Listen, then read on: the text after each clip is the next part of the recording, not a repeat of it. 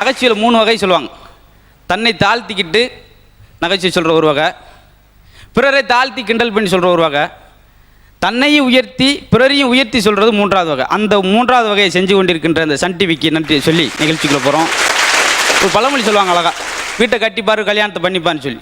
அது மாதிரி சிரமம் எதுவுமே இல்லை. கொத்தனாரை காலையில் கூப்பிட்டேன், ஒரு வீடு கட்டணுமியா, கட்டிடுவோம், எவ்வளோ கட்டணும், வீடை முதல்ல கட்டுறதுக்கு சொல்ல பண்ணு. ஐயா கீழே கட்டணும்னா 1 லட்ச ரூபா ஆகும், மாடி வீடுக்கு ஒரு 50,000 ரூபா ஆகும், ரெடியாக பண்ணணும். ஐயோ என்கிட்ட இப்போதைக்கு 50,000 தான் இருக்குது, மூலம் மாடியை மட்டும் கட்டி கொடு, அப்புறம் வசதி வந்தபடி கீழே கட்டிக்கிடுவோம். அது என்ன செய்வோம், என்ன கட்டி தூஞ்சல் மாதிரி தொங்கையை விட முடியும், அவன் பழைய இருக்கு. அப்படி இது வசப்படான்னு சொல்லி தானே வேணா ஒரு வீட்டு புரோக்கர் விட்டு வீடு கிளம்பியாச்சு. பார்த்தா ஒரு வீடாக பார்த்துக்கிட்டே வராரு. வீடெல்லாம் நல்லாத்தான் இருக்குது, ஆனால் மேலே ஓட்டை இருக்க மாதிரிக்கு எதுவும் ஒழுகுமா? ஒழுகாது, மழை பெஞ்சாத்தே ஒழுகும், மித்தபடி மித்த நேரங்கள் எதுவும் ஒழுகாது. யாராக பண்ணலாம் என்ன பூரா ஏடா கூடமாக பேசிக்கிட்டு இருக்கீங்க, ஏதோ எலி கடமுட சவுண்டுக்கு எலி இருக்குமா அப்படின்னு.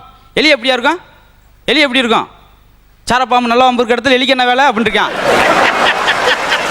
அவனுக்கு உயிரே போயிடுச்சு. என்ன ஒன்று இப்படி போட்டுக்கிட்டு இருக்காங்களே அப்படின்னு.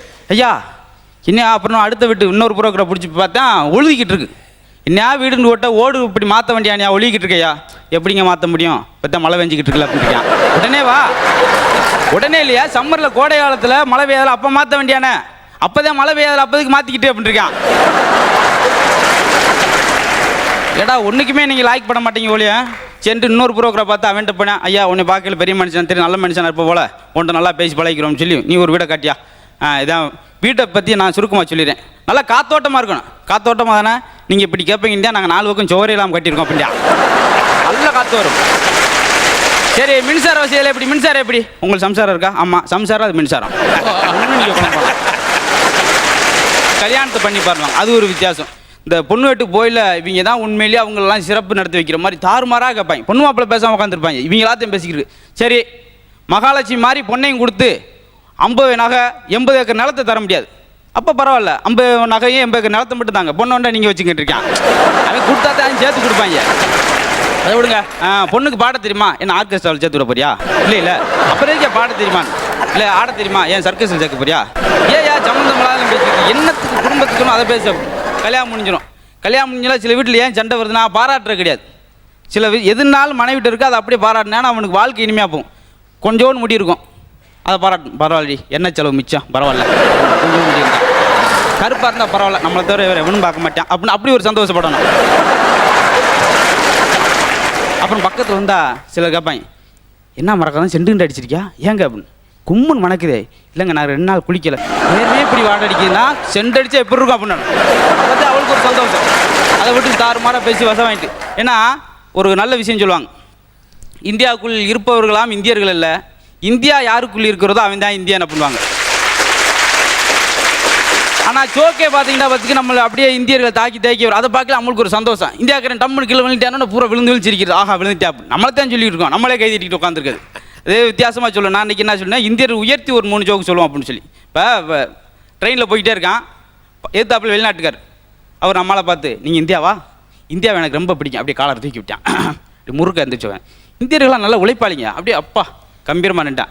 ஏன்னா அந்த நேரம் பாலத்தில் ட்ரெயின் போய்கிட்டு இருக்கும்போது கீழே ஒரு சலவை தொழிலாளி அப்படி கல்லில் துணி அடிச்சு துவைச்சிக்கிட்டு இருந்தார். அப்போ கூப்பிட்டு சொன்னேன், பாருங்கள் எப்படி துவைக்கிறாருன்னு, நல்ல உழைப்பாளிங்க அவங்க இந்தியர்கள், ஆனால் ஒரு சின்ன முட்டாள்தனம் பண்ணுறீங்க அப்படின்னு. என்னாண்டே நம்மால் கூர்ந்து, எதுக்கு அவ்வளோ பெரிய கடுமையான கல்லை துணியை வச்சு அவர் உடைக்கிறாரு அப்படின்ட்டான். நம்பர் என்ன அதை துவைக்கிறக்கா அது பண்ணது, இவன் என்ன நினச்சிருக்கான், உடைக்கிறாங்க உடைக்க முடியாமல் திடுறாங்க இவன் கற்பனை. அதில் சில விஷயம் நம்மால் சமயோசமாக பேசுறது. எல்லாரும் கண்டுபிடிப்பாலாம் கூப்பிட்டாங்க, நீங்கள் என்ன கண்டுபிடிச்சிங்க, இங்கிலாந்துக்கார் நாங்கள் பேனா நிப்பில் கண்டுபிடிச்சோம், சந்தோஷம். அமெரிக்காக்கார் நீங்கள் அந்த குடுவை கீழே இருக்க கண்டுபிடிச்சோம், நீங்கள் எதை கண்டுபிடிச்சிங்க, நான் முள். இந்தியாக்கார் நீ என்ன கண்டுபிடிச்ச, நாங்கள் அதில் மேட் இன் இந்தியான்னு எழுதணும் அப்படின்ட்டு இருக்கான். அதாவது அவங்க கூட கண்டுபிடிச்சி போட்டு நம்ம எழுதிட்டு போயிடும் சொல்லி. இது ஒரு சமயம். இன்னும் சிலர் வித்தியாசமாக பிரிட்டிஷில் எல்லா நாட்டுக்காரனை அரெஸ்ட் பண்ணி தண்டனை அறிவிச்சிருக்காங்க. முதல்ல அமெரிக்காக்காரை கூப்பிட்டு உங்களுக்கு தண்டனை தரப்போகிறோம், அதுக்கு முன்னாடி உங்களுக்கு என்ன வேணுமோ அதை கேட்டு வாங்கிக்கோங்க, 100 சவுக்கடி தரப்போகிறோம். சரி 100 அடி சவுக்கடி தாங்க, அதுக்கு முன்னாடி என் முதுகில் ஒரு 20 தலையானியை கட்டி வச்சு அடிங்க அப்படின்னு. அடித்தான் 10 அடியில் 20 தலையானியும் போச்சு, அடித்து சுருண்டு விழுந்துட்டான் மனுஷன். அடுத்து இங்கிலாந்துக்கார் எனக்கு ஒரு 30 தலையானி வச்சு அடிங்க அப்படின்னு. தலையானி 30 தலையானி முதுகில் கட்டி அடித்தாங்க, அது ஒரு 20 அடியில் அது ஓடி போச்சு, ஆள் சுருண்டு விழுந்துட்டான். இந்தியாவுக்கு ரொம்ப ஜாலியாக என்னங்க இன்னும் தண்டனை கொடுக்காம டை ஆகிக்கிட்டு இருக்கு, வேமா கொடுங்க அப்படின்னு ஒரே சந்தோஷம். என்ன அப்படின்னு உடனே ஒரு கடைசி ஆசை என்ன அப்படின்னு, அந்த பாகிஸ்தான்காரனை முதுகில் கட்டி அடிங்க அப்படின்ட்டான்.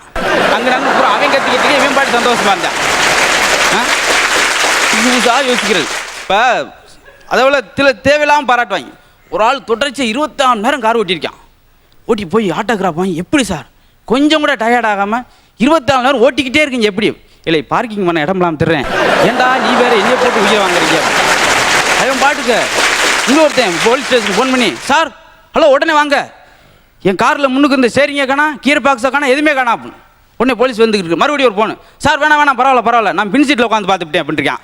இந்த பக்கம் திரும்பி பார்த்துட்டு பதட்டத்தில் இன்றைக்கெலாம் சாதாரணமாக இல்லை, டென்ஷன்லேயே இருப்பாங்க. கடைக்கு போயில தெரியும் உங்களுக்கு, கடைக்கு போயில பழம் வேணும் அப்படின்னு. ஒன்றா வேணுமா சீப்பாக வேணுமா? ஒன்று வேணும் ஆனால் சீப்பாக வேணும். அவன் ஒரு பழம் வேணும், அது சீப்பாக வேணும், அதில் எடுத்து இருப்பார். சரி அது என்னது? கொய்யாப்பழம் நல்லா இருக்குமா? சரி ஒரு கொய்யாப்பழம் ஒரு 2 கிலோ கொடுங்க. நல்லா இருக்குமா? இனிக்குமா? இனிக்குமியா? புளிச்சிச்சுன்னா காசே வேணாம், அப்போ புளிக்கிற வளமாக ஒரு 2 கிலோ கொடுங்கன்றிருக்கான்.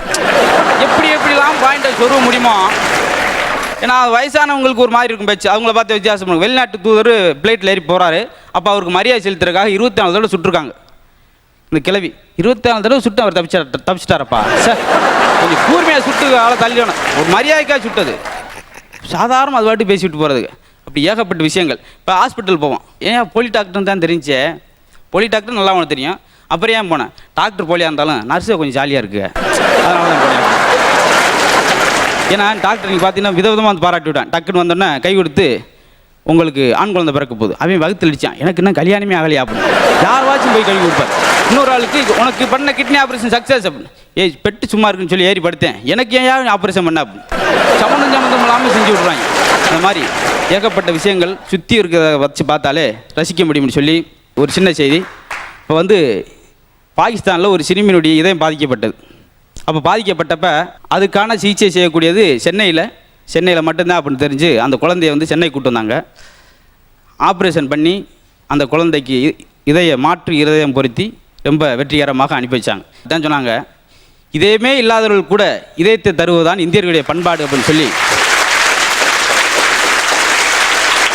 அடுத்த நாட்டுக்காரனை கூட சந்தோஷப்படுத்தக்கூடிய மனிதன் தன்னுடைய சொந்த நாட்டையும் சந்தோஷப்படுத்தணும், எல்லோருடைய முகத்திலும் சந்தோஷத்தை பார்க்கணும் அப்படி என்பதான் எங்களுடைய சன் டிவியினுடைய முழு நோக்கம் என்று சொல்லி மகிழுங்கள், வாழ்வில் செழியுங்கள் என்று சொல்லி விடைபெறுகிறேன். நன்றி, வணக்கம். நீங்கள் எப்போவுமே சிறப்பாக பண்ணுவீங்க, இன்றைக்கி ஐயா வந்திருக்காருன்னு மிகச்சிறப்பாக பண்ணிட்டீங்க. ஐயா, இவர் வந்து மதுரை முத்துவை பற்றி உங்களோட அபிப்பிராயம் என்ன? இந்த வண்டு பல மலர்களுக்கு போய் மகரந்தத்தை எடுத்து அதை தேனா கூட்டுக்குள்ளே இழைக்கிற மாதிரி இவர் தேனா இழைச்சி கொடுத்துருக்கிறார். அதில் அவர் சொல்கிற முறை இருக்கு பாருங்க, எவ்வளவு செய்திகளை அடுக்கடுக்கா கொஞ்சம் கூட பிசிறு தட்டாமல் அவர் சொல்கிற முறை ரொம்ப பிரமாதமான முறை. அதில் இந்த எல்லாரும் முதுகில் அடியை வாங்கிட்டு பாகிஸ்தான்கார பின்னாடி கட்டுங்க அப்படின்றது, அதாவது இவருக்கு இருக்கக்கூடிய ஆத்திரத்தை எங்கேயோ வச்சு சொல்கிறார். அதை விட ரொம்ப முக்கியம், 2 நாளாக குளிக்காமல் இருக்கிற மனைவி பக்கத்தில் வர்ற போது என்ன மனம் அந்த பிள்ளை விவரம் இல்லாத வரைக்கியோ 2 நாளாக குளிக்கலையா அப்படின்னு அது உண்மையை சொல்லி இவர் அப்படியே இப்படி இருந்தா நீ சென்று தடவை என்ன இப்படி இருக்கும் அப்படின்னு சொல்லிருக்காரு பாருங்க. அதெல்லாம் நல்ல அனுபவங்கள்.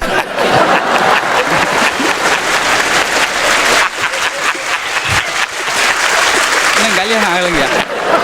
சரி, ஆன விற்பாடு இதை பயன்படுத்திக்கங்க. நல்ல வளர்ச்சி, வாழ்த்துக்கள். ரொம்ப நன்றிங்கய்யா. நன்றி.